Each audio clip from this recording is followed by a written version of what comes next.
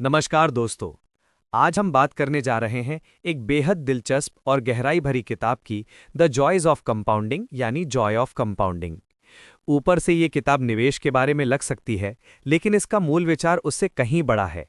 ये बताती है कि सबसे अच्छा निवेश हम खुद पर करते हैं, अपनी समझ, अपनी आदतों और अपने नज़रिए पर। लेखक ने सिर्फ अपने विचार नहीं साझा किए हैं, बल्कि इसमें वॉरेन बफेट, चार्ली मॉन्गर जैसे निवेश जगत के दिग्गजों के अनुभव भी शामिल हैं।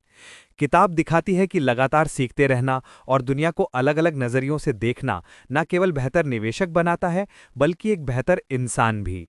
कंपाउंडिंग, मार्जिन ऑफ सेफ्टी जैसे सिद्धांतों को किताब जिंदगी के दूसरे हिस्सों में भी लागू करने की बात करती है। तो आइए इस किताब से कुछ ऐसे विचारों को समझें जो हमारी सोच को बदल सकते हैं। वॉरेन बफे और चार्ली मंगर अपने दिन का लगभग 80% हिस्सा पढ़ने या सोचे हुए पर विचार करने में लगाते हैं।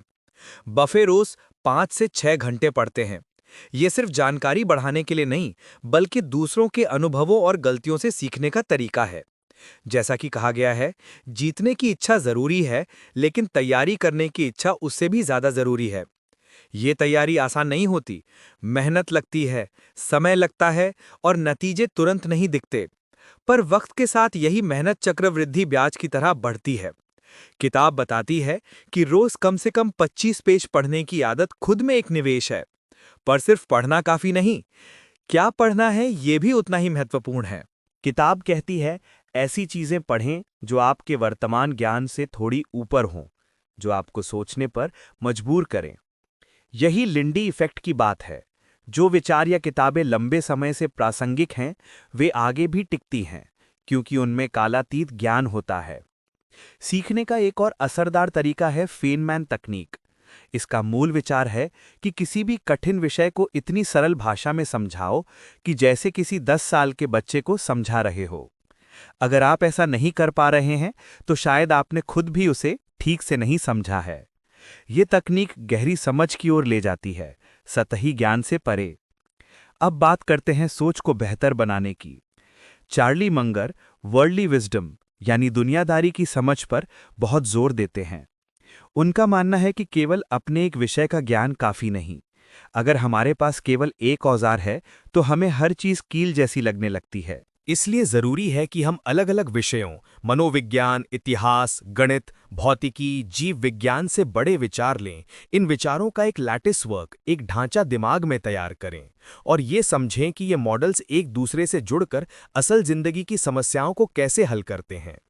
दुनिया किसी एक विषय के हिसाब से नहीं चलती। जैसे किसी कंपनी में निवेश करना है, तो सिर्फ फाइनेंस देखना काफी नहीं। आपको ये भी समझना होगा कि बाजार में लोग कैसे सोचते हैं, मैनेजमेंट का बर्ताव कैसा है, इतिहास से क्या सीखा जा सकता है। यही बहुआयामी सोच है, वर्ल्डली विजडम। इसके साथ आता है फर्स्ट प्रिंसिपल्स थिंकिंग, यानी मूल सिद्धांतों से सोचना। अरस्तू से लेकर एलॉन मस्क तक सबने इसका जिक्र किया है। किसी भी समस्या को उसके बुनियादी सच तक तोड़ो, मान्यताओं पर सवाल उठाओ और जीरो से समाधान बनाओ।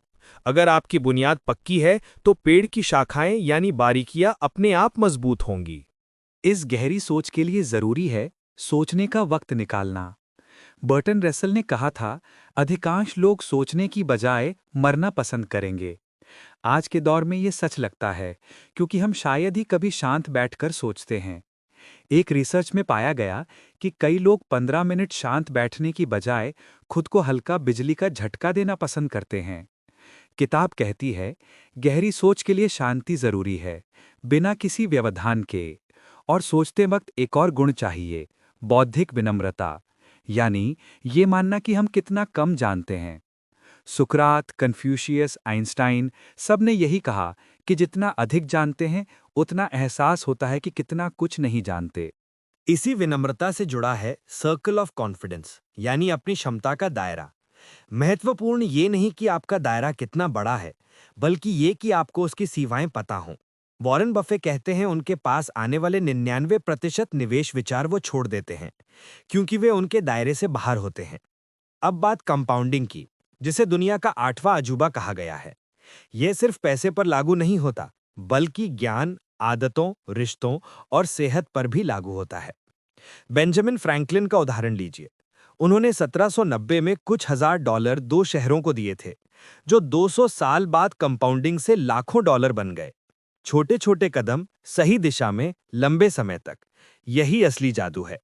इसके लिए चाहिए दो चीजें, धैर्य और डिलेड ग्रेटिफिकेशन, यानी आज के छोटे सुख छोड़कर कल के बड़े फायदे का इंतजार करना। चार्ली मंगर ने 50 साल तक बैरेंस मैगजीन पढ़ी और सिर्फ एक आइडिया से $80 मिलियन कमाए।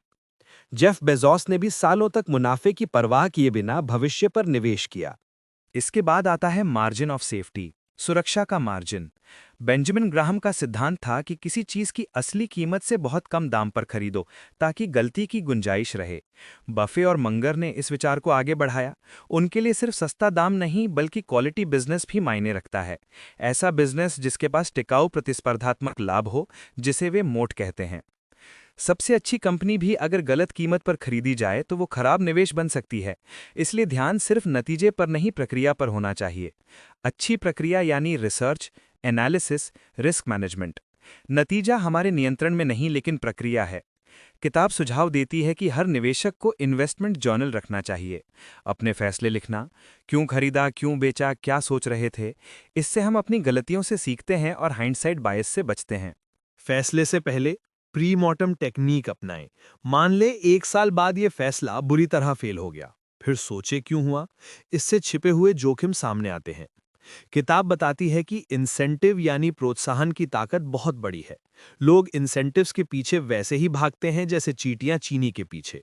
अगर इंसेंटिव सही दिशा में है तो सिस्टम बेहतर चलता है। इसी से जुड़ा है स्किन इन द गेम। जब किसी का अपना दांव लगा हो तो ईमानदारी बढ़ती है। और आखिर में किताब एक जरूरी सलाह देती है, भविष्यवाणियां मत सुनो, इतिहास पढ़ो।